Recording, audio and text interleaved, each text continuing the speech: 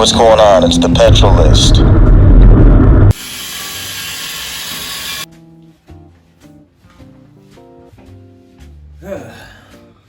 Hey, what's going on? It's your boy Dalton from the Petrol List. And today, I got a bit of a funny, topic for you. Not something you usually think about with cars, but I want to talk about relationship goals.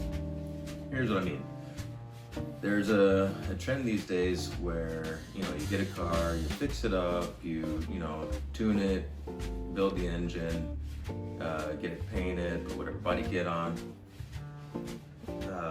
You celebrate the fact that that's done for a little while, and then you announce the fact on your social medias that you're getting rid of that vehicle and you're moving on to something else because you want to try new projects.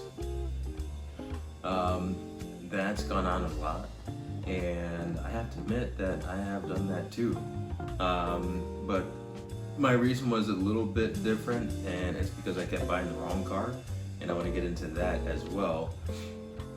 But I want to submit to you that maybe buying the right car the first time and sticking with that one and fixing that one up, and even when you get bored with that car, holding on to it and fixing it up some more, I wonder if that's the right option. Now, this sounds, much like how some people would describe, long-term romantic relationships. Yeah, sometimes you get a little complacent, you get used to one another, but I think in the long run, if the person is otherwise right for you, holding on to them, as long as they haven't done anything egregious, sometimes that is the right thing, and you find your inspiration, and you find, more and more, excitement over the years. I wonder if the same thing is true with cars. Now, okay, here's a case study.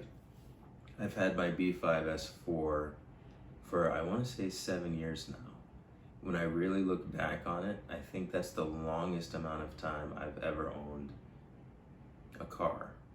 I've had a crap load of cars in my lifetime. Probably not as much as some, but definitely a lot more than others.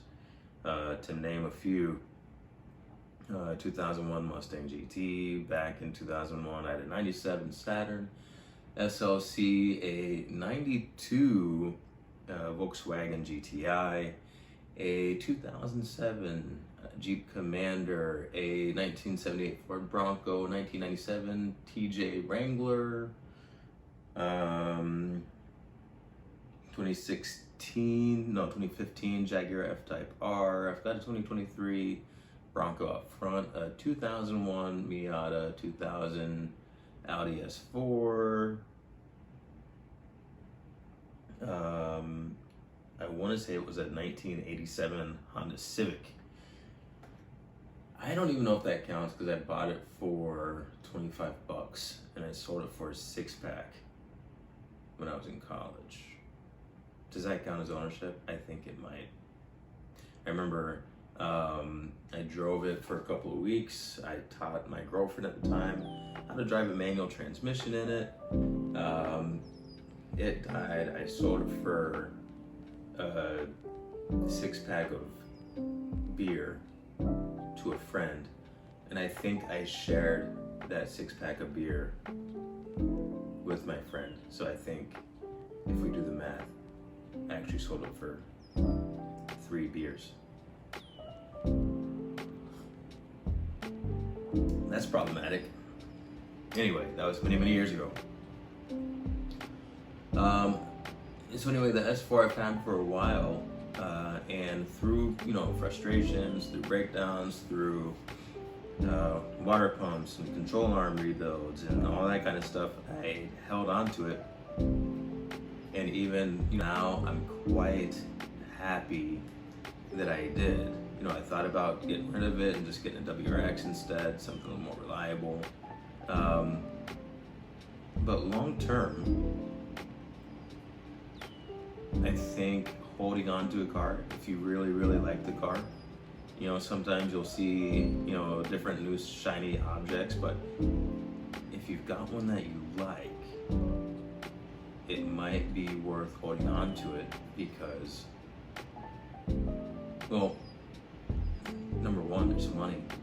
Number two, for everything that you fix, if you got it fixed right by, a proper mechanic, or if you know that you did it right yourself, for every problem that you fix, you're not gonna have that problem again.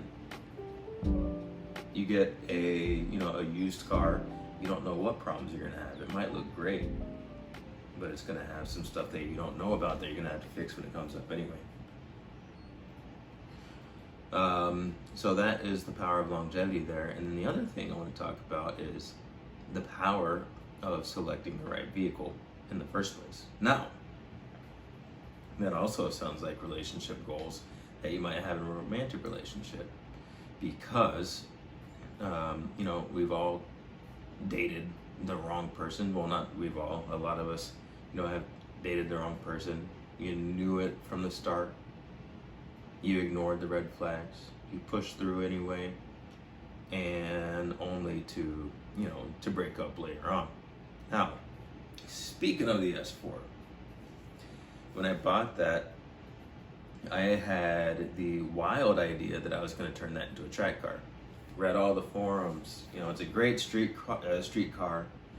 It handles well at 70%, 80%, but not so well at 90%, which is where you might take your track car to if you get it out there on a circuit.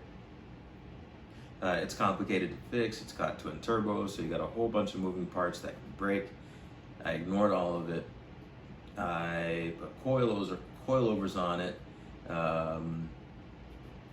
APR intake, catback exhaust, tires, wheels, brakes, you name it. This is after all the maintenance had been done, only to blow a turbo coolant return line, and it took me so long to fix that I decided never, ever, ever will I be taking that car to track. Now, if I become independently wealthy, will I take that to track? Sure, because when the engine inevitably blows up or throws a whatever, then I can just send it to somebody and say, here's, $30K, do with it what you will, make it great. But until that happens, I don't think it's going to see the track. Now, the power of buying the right car for the right job. I still own the Audi S4, but for the track I bought an NB Miata. Tons of support. It's lightweight. Parts are cheap. And everybody takes that thing to the track because of those reasons. So here I have a track car that I've built up that I feel like I'm going to keep for a very long time, unless I get super, super inspired to get something else. But I'm not sure I will, at least not right now, because I've got the right tool for the job. Now, this is kind of bucking the trends that are going on in social media right now, and what I submit to you is that if you get something right the first time and you hold on to it, you're going to end up spending less money over the long run, because every time you assume a new car payment, that's amortization down the drain. You're going to be paying a lot more in interest and principal. Or if you get a new project car, you're gonna have to do the basics. You're gonna have to do, manual transmission, like the stick shift rebuild. You're gonna have to do the brakes, fluid flush, water pump, all those kind of things that all older cars seem to need. And then you're gonna have to go through and do all your customized stuff.